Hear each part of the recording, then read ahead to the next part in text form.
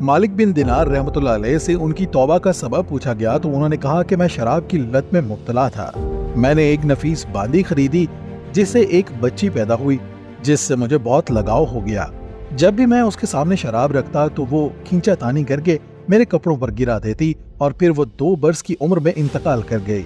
फिर फरमाने लगे, माह रमजान की एक रात मैंने शराब के नशे में मदहोश एक ख्वाब देखा कि क़यामत बर्पा हो गई है और तमाम मखलूक को जमा कर लिया गया है। मैंने अपने पीछे मुड़कर देखा तो एक बहुत बड़ा खौफनाक अजदहा मुंह खोले मेरी तरफ आ रहा था। मैं खौफ के मारे भागा तो रास्ते में एक बुजुर्ग शख्स मिला, जिसे मैंने सलाम करते हुए अर्ज किया, बाबा मुझे इस अजदहे से पनाह दो। इस बूढ़े शख्स ने रोते हुए कहा, मैं कमजोर हूँ और ये अजदहा ताकतवर, तुझे बचाना मेरे बस में नहीं, आगे जाओ, शायद अल्लाह निजात की कोई सूरत बना दे। फिर आप रहमतुल्लाह अलैह ने फरमाया, मैं आगे भागने लगा और एक बुलंद मुकाम पर चढ़ गया, जहाँ मैंने झांक कर जहन्नम की हौलनाकियां देखी। करीब था कि अजदहे के खौफ से मैं गिर जाता। मुझे किसी ने आवाज देकर कहा, यहाँ से आगे जाओ, तुम यहाँ के रहने वाले नहीं। और मैं वहाँ से वापस लौटा तो अजदहा भी मेरे पीछे था। मैं दोबारा उस बूढ़े शख्स के पास आया और कहा, बाबा इस अजदहे से मेरी जान छुड़ाओ। वो बाबा फिर रोने लगा और कहा, मैं नातवा हूँ, अलबत्ता तुम इस पहाड़ के पास जाओ जहाँ मुसलमानों की अमानतें हैं, अगर तुम्हारी कोई अमानत हुई वहाँ तो मदद करेगी। आप रहमतुल्लाह अलैह फरमाते हैं कि मैंने चांदी का एक गोल पहाड़ देखा जिसमें हर रोशनदान पर सोने के दुपट्टे लगे थे और उनके कब्जे याकूत और आराइश मोतियों की थी। जब मैं पहाड़ के करीब पहुंचा तो एक फरिश्ते ने आवाज दी, पर्दे हटाओ, दरवाजा खोल दो और सीधे खड़े हो जाओ। इसी दौरान अजदहा भी मेरे नजदीक आ पहुंचा। फिर इन रोशनदानों से बहुत सारे बच्चे मेरी तरफ झांकने लगे, जिनके चेहरे चांद के मालिक थे।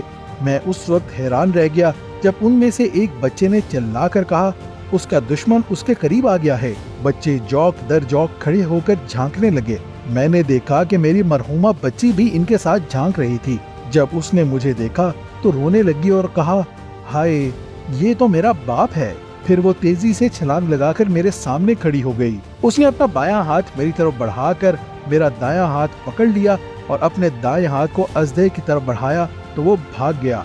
फिर उसने मुझे मुखातिब किया और सूरतुल हदीद की आयत पढ़ी, क्या मोमिनों के लिए वो वक्त नहीं आया कि उनके दिल अल्लाह के जिक्र के लिए झुक जाएं। ये सुनकर मैं रो पड़ा।